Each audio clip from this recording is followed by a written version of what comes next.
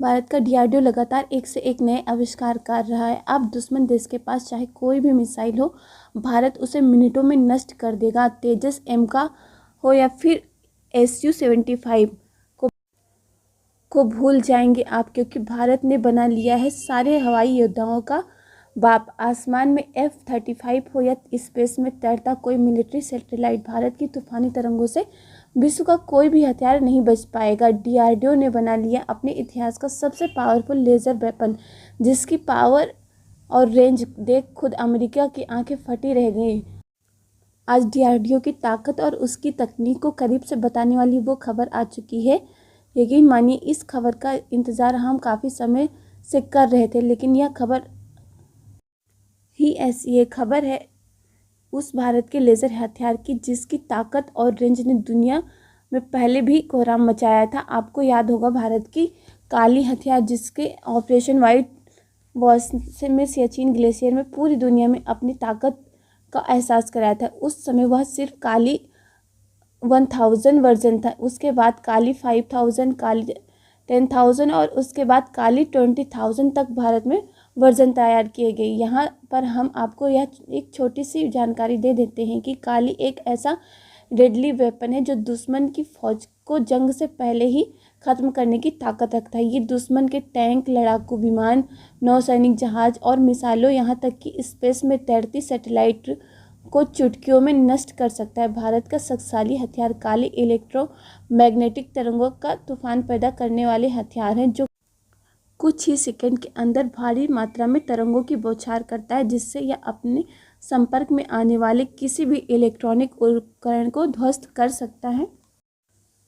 काली हथियार आने वाले समय में देश की सुरक्षा में मील का पत्थर साबित हो सकता है। लेकिन दोस्तों, आज हम काली हथियार की बात नहीं करने वाले। आज हम बात करने वाले काली हथियार से भी ज़्यादा खूंखार हथियार के बारे में, और इस खूंखार हथियार का नाम है दुर्गा-2 लेज़र वेपन, जो भारतीय इतिहास का सबसे अहम हथियार साबित होने वाला। अभी तक काली हथियार ही दुश्मनों के शक्तिशाली हथियारों को नष्ट करता था। दुर्गा-2 उससे भी ताकतवर हथियार है। अब इस दुर्गा-2 वेपन की टेस्टिंग की जाएगी, जिसका इंतजार पिछले कई सालों से डीआरडीओ को था।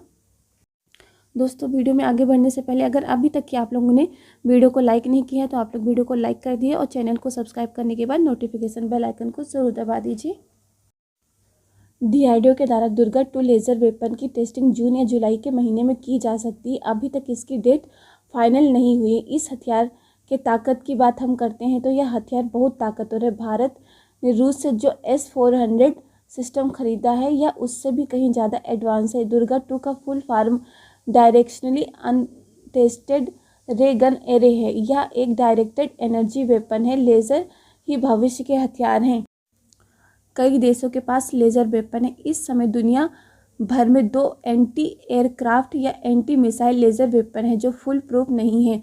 उनकी मारक क्षमता 100% नहीं है। डीआरडीओ ने भी लेज़र हथियार बनाना शुरू कर दिया। इसका नाम दुर्गा-2 है। भारत ऐसा लेज़र सिस्टम तैयार कर रहा है जो किसी बैलिस्टिक क्रूज मिसाइल या फाइटर जेट को गिरा सकता है। इसका इस्तेमाल चीन और पाकिस्तान सीमा पर किया जाएगा। चीन और पाकिस्तान की बैलिस्टिक मिसाइलें भारत की सुरक्षा के लिए बड़ा खतरा है। भारत ने रूस से 5 S-400 एंटी मिसाइल सिस्टम खरीदे। इनका नाम सुदर्शन रखा गया है। ये सिस्टम भारत के इलाके में गिरने वाली मिसाइलों को हवा में ही खत्म कर देंगे।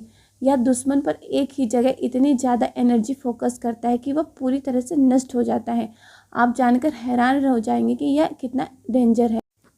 इसकी लेज़र बीम से बच पाना इम्पॉसिबल है, क्योंकि जो इसकी लेज़र बीम है वो लाइट ऑफ स्पीड पर चलती है, मतलब 3 लाख किलोमीटर पर सेकंड की रफ्तार से यह दुश्मन को हिट करती है। अमेरिका के बाद भारत दुनिया का दूसरा ऐसा देश बनने जा रहा है जिसके पास खुद का लेज़र हथियार होगा। डीआरडीओ 100 किलोवाट और वजन में हल्के हथियार पर भी काम कर रहा है, जो जल्द ही सेना में सेवाएं उपलब्ध कराएगा। दुर्गा कोई नई परियोजना नहीं, यह 2000 के दशक से शुरुआत में लॉन्च हुई थी और पिछले 2 दशक के दौरान विभिन्न रिपोर्ट में परियोजना के अस्तित्व का उल्लेख किया गया है। वर्तमान सरकार के आने से पहले यह प्रोजेक्ट सुस्त पड़ा था।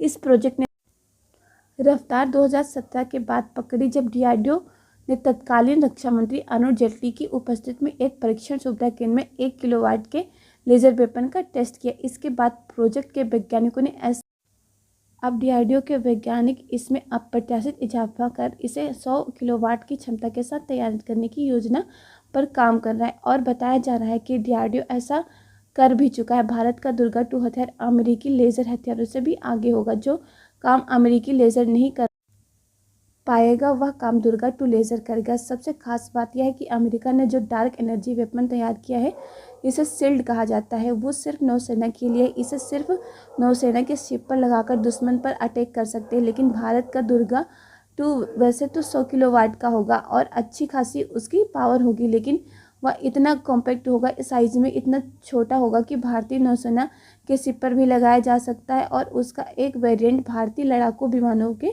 लिए भी बनाया जाएगा। तीसरा वेरिएंट होगा जो भारतीय थल सेना के लिए होगा, यानी कि लेज़र टैंक वर्जन। आने वाले समय में भारत जमीन, आसमान और समुद्र तीनों जगहों पर लेज़र हथियार से लैस हो जाएगा, जबकि अमेरिका सिर्फ नौसेना के लिए ऐसा हथियार इस्तेमाल करता है। यानी कि एक मामले में भारत अब अमेरिका से भी आगे निकल जाएगा। कई देश ऐसे हथियारों को बनाने में लगे हैं, लेकिन कुछ चुनिंदा देश ही जैसे कि इजराइल, ब्रिटेन, फ्रांस, चीन और रूस तथा जर्मनी का भी कहना है कि वह भी इस हथियार के बनाने में लगा हुआ है, लेकिन वह अभी बहुत पीछे है। उसे इसका विकास करने में काफ़ी समय लगेगा। कुछ ऐसे देश जिनका डायरेक्ट एनर्जी वेपन 2025 से पहले बनकर तैयार भी हो जाएगा। भारत से पहले इजराइल एक ऐसा देश है जो डायरेक्ट एनर्जी वेपन तैयार भी कर सकता है, बल्कि काफ़ी हद तक यह तैयार भी कर चुका है। अमेरिका इस में काफ़ी मदद कर रहा है। इजराइल के ऊपर पिछले कुछ सालों से ज़्यादा हमले किए गए हैं, खासकर रॉकेट से हमले किए गए हैं जो इजराइल पर। ऐसे में इजराइल की सुरक्षा को देखते हुए अमेरिका पैसों और टेक्नोलॉजी दोनों से भी उसकी मदद कर रहा है। अब देखने वाली बात यह है कि भारत और इस में से कौन सा देश पहले लेज़र हथियार बनाकर उसे अपनी सेना में शामिल करता है। यहाँ सबसे महत्वपूर्ण यह है कि बहुत सारे देश होते हैं जो हथियार तो बना लेते हैं, लेकिन उनकी टेस्टिंग लगातार फेल होती रहती है और उसे वह अपनी सेना में शामिल नहीं कर पाते हैं। इसलिए सबसे महत्वपूर्ण बात यह है कि कौन सा देश इस लेज़र हथियार को बनाकर और सफलतापूर्वक उसकी टेस्टिंग करके अपनी सेना में शामिल करता है। या तो आगे आने वाला समय ही बताएगा कि सबसे पहले इसकी टेस्टिंग करके भारत इसे अपनी सेना में शामिल करता है या फिर इजराइल शामिल करता है। आपका इस मामले में क्या कहना है, अपनी राय कमेंट करके ज़रूर बताएं। और अगर अभी तक कि आप लोगों ने चैनल को सब्सक्राइब नहीं किया तो आप लोग चैनल को सब्सक्राइब कर लीजिए। वीडियो को लाइक करने के साथ ही अपने दोस्तों के साथ वीडियो को शेयर करके सपोर्ट ज़रूर करें, क्योंकि आपके लिए बहुत ही मेहनत से वीडियो को बनाया जाता है। इसलिए आप लोग वीडियो को लाइक करें और ज़्यादा से ज़्यादा अपने दोस्तों के साथ शेयर ज़रूर करें। इस वीडियो में बस इतना ही। Thanks for watching.